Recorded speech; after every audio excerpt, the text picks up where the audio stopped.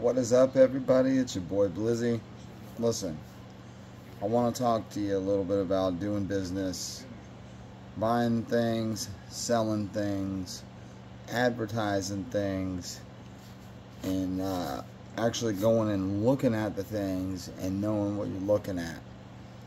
So, it's been a few months now. We were on the market for a newer car, something good on gas. Ended up getting locked into Carvana and going through with that deal. But along my travels, yeah, I live in New England, and I don't think we're considered the Rust Belt, but we are definitely along the waistline. I'll tell you that right now. So there's a lot of rust and corrosion here with the heavy winters and the salts and all of that good stuff. So going and looking at vehicles for under 20 grand in this day and time, good luck. But anyways, you try, you know what I mean? You try to make a good deal and try to make a car deal on something good that's going to be reliable for you, and that you don't need to go drop 2 grand into it as soon as you buy it. That's okay too if you want to do that, but just know that. And that would be more like a project car or something that you wanted to restore and bring back, whatever the case might be. It's not for a vehicle that you're trying to commute to work with at the time, like I was trying to accomplish. So went and looked at a few vehicles, $5,000–6,000 cars. Man, you go look at stuff, and went and test drove a early 2000s Chevy Impala. Went to go look at it, everything looked okay, and then you start looking around and like, wow, it's everything bubbly and flaky and looks like, yeah, it's lots of rust. A bunch of flakables and stuff underneath on the top of the strut tower mounts and underneath that car. And people tell you that, oh, the exhaust sounds like that because it's a throaty car. No, motherfucker. It's got a hole in the exhaust manifold all the way down the car. That's why it sounds like that. 3.8 liter and a Chevy Impala is not supposed to sound like a car that's ready to run in the Kentucky Derby or in the Crash Derby at the very least. So people will try and tell you, oh, it's got this brand new stuff on there, brand new this, brand new that, brand new brakes. Why can't it stop? Why, you know, like, people will tell you that they got $1 million into something and look you straight in the eye and tell you this is a safe vehicle. They would let their mother drive it to Florida, whatever the case. Man, like that particular guy told me, he's like, this is the newest vehicle that I've had in my life. I'm sorry that is the newest vehicle that you've had in your life. I think it was like a 2007 or 8 or something. I'm sorry. Before my 2020 Nissan Altima, that was the newest vehicle that I had ever had in my life. And that was brand new. But nevertheless, people will try to pull some stuff over your eyes and lead you to believe it's all beautiful, when then you go look underneath the car. Man, do not be afraid to climb underneath.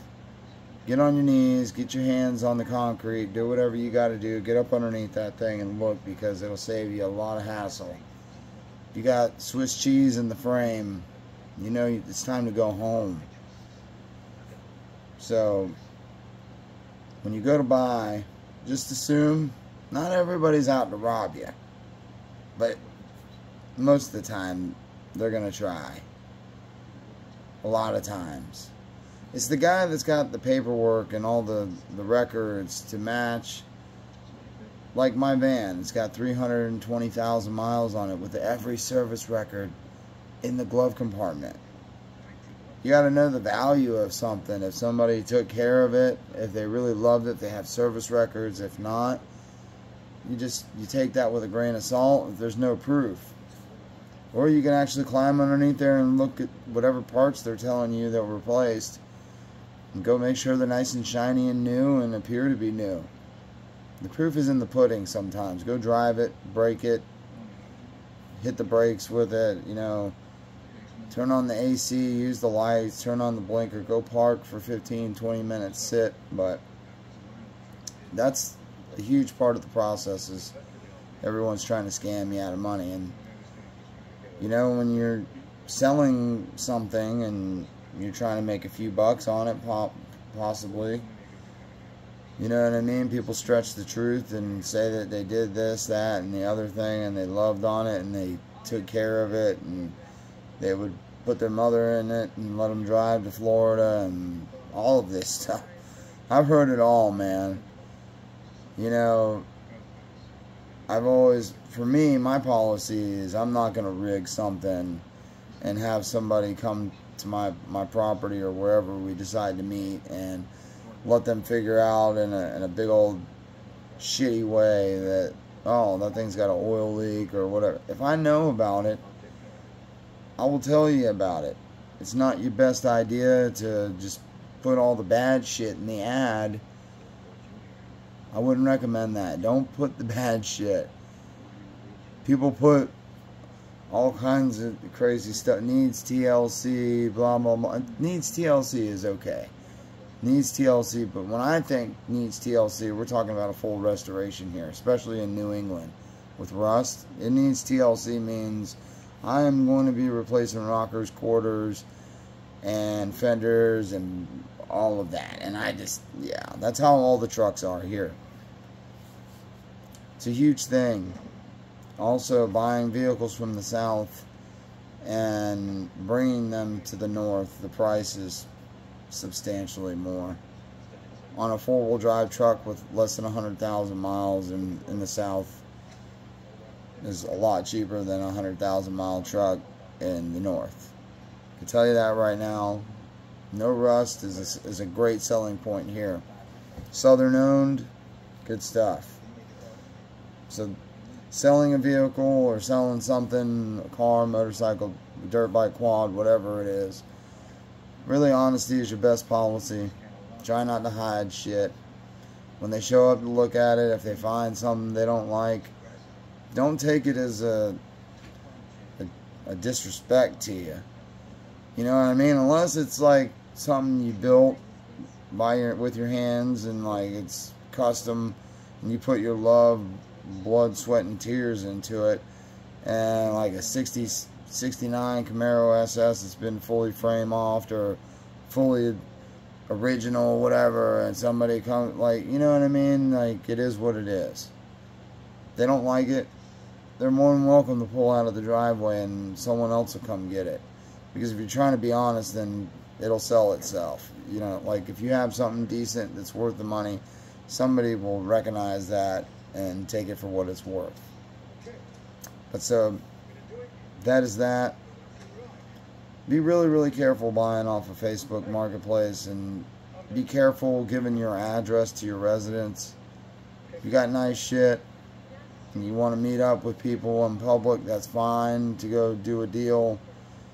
I really, really, really do not recommend, especially if you have a wife and kids and you just don't want to get robbed being a single man or a single woman, whatever you are in this world and time. But I recommend that you don't bring a lot of people to your house to do a lot of deals, unless that's where you do your main source of business, and then let them come on down and they can catch the business end of your 357 Magnum if they need be. That's how I operate. You know, you come in business hours, we got no problem. You come after dark, the dog might see you and I might have to run you down, or the dog might run you down and I have to see you. I don't.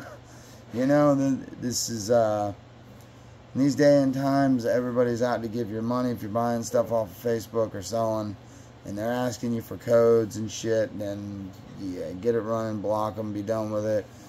If somebody's really interested in something that you got for sale, they might throw you a cash offer right then and there on a message or whatever, and that's up for you to take it. But if they really, really want to buy the shit, they're going to come to you and just come get it. And they'll bring cash, and if they really want it, they'll bring the exact amount or more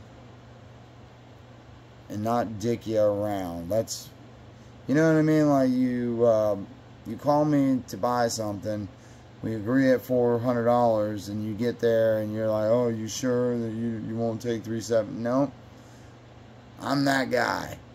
We agreed at $400 over the phone or in a message or whatever it might be. That we're an oath. Give me your blood. We're locked in.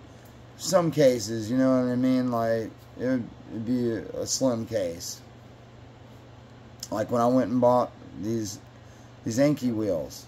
The guy wanted $425.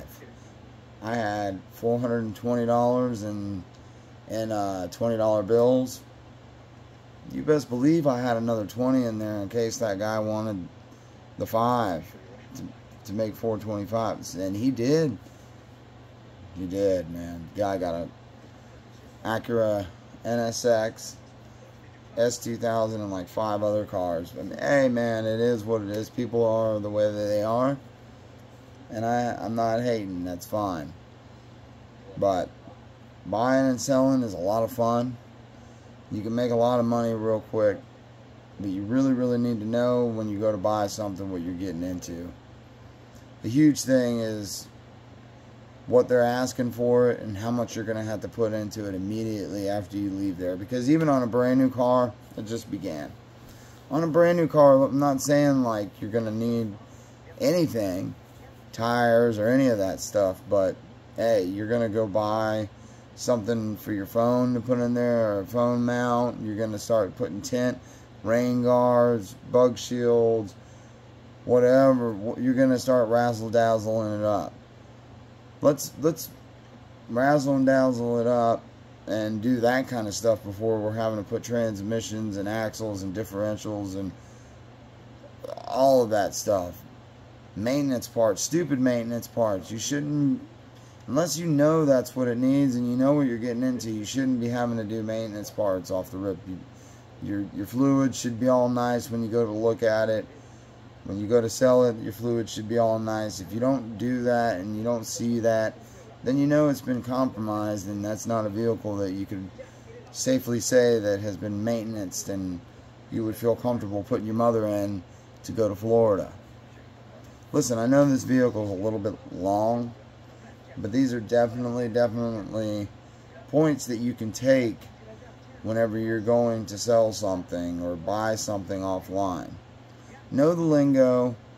There's no codes that you need to be sending anybody on Facebook.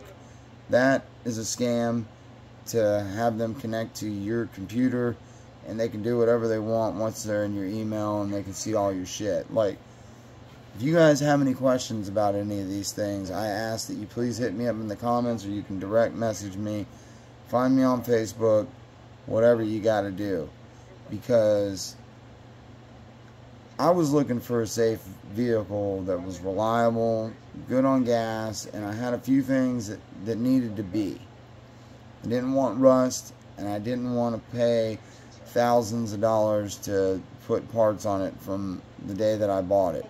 I honestly put a $500 cap on myself. That when we bought this car, if some tires needed to be replaced, if the brakes needed to be done, and which they did. I put front brake pads on this car like a month after we got it. They really didn't need it, but I put some front brake pads and rotors on that car, on this car, and I put a K&N air filter in this, and I put all new fluids in it, and we've enjoyed it. That's all you should really have to do.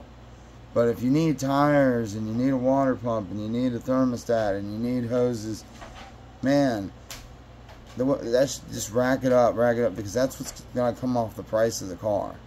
You need to make up for that somewhere, you know what I mean? And if you're trying to buy something to flip it, just know what you're getting into. You know what you're getting into, it's not a big deal. Because you could take that investment and end up flipping it for more on the high end, depending on what you got and how the miles are and what kind of condition and all of that stuff. It all factors into one whole. But hey, these are just my opinions, and I've been buying and selling since I was 13 years old. And then the moment I got my first dirt bike, my mom bought me my first dirt bike. It was an '89 CR 125. I knew that I wanted that bike more than anything, and after I rode it for 6 or 7 months, I knew that I had outgrown it, and it was time to figure out a way to get a bigger and better one. And that was the goal, dude, and I lived for that.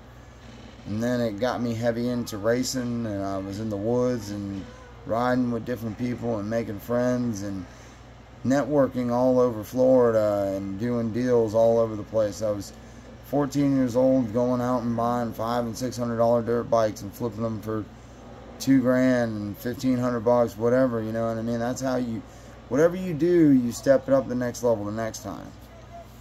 And it'd be really successful for yourself.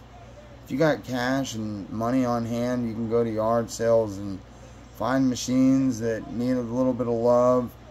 Just know what you're getting into. You got to know what you're looking at, and that's a huge part of it. YouTube is a great source for learning. There's people on here to tell you what a bad CV boot looks like, what your tires shouldn't look like, everything. It's all right here. You're watching this video. You can find any issue that you have with your particular model. More than likely, type it into YouTube search and you'll find it. There's someone on here right now that has a 2017 Subaru Impreza, like me, that probably has Anki wheels that they mounted, and they have a video that they have already done, which I'm going to do a video of the same style wheels that, I don't know, you guys tell me, is that video on here already? Someone that's already mounted these wheels? It would make sense, wouldn't it? That I'd be bringing you some old content on my shit, and someone's already made them. Hey, I don't care, because it's different, it's from me. And you could take that for however you want. I really hope you enjoyed this video. Buy safe. Be a credible seller. Be responsible for your stuff. Be honest. And when you go to look at something, pay attention to somebody's eyes and their body language. If they talk a bunch of crap about how they were a professional motocross racer and they used to jump the dirt bike 400 feet over houses and shit, you might not want that one. If they tell you that the car goes 130 miles an hour, but they've never really had it that fast, and their stories just don't line up, and the fluids don't look, man, there's just so much. Pay attention to fluids.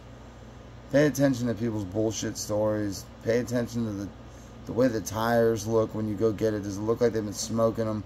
Is there a bunch of burnt rubber underneath the car or the truck?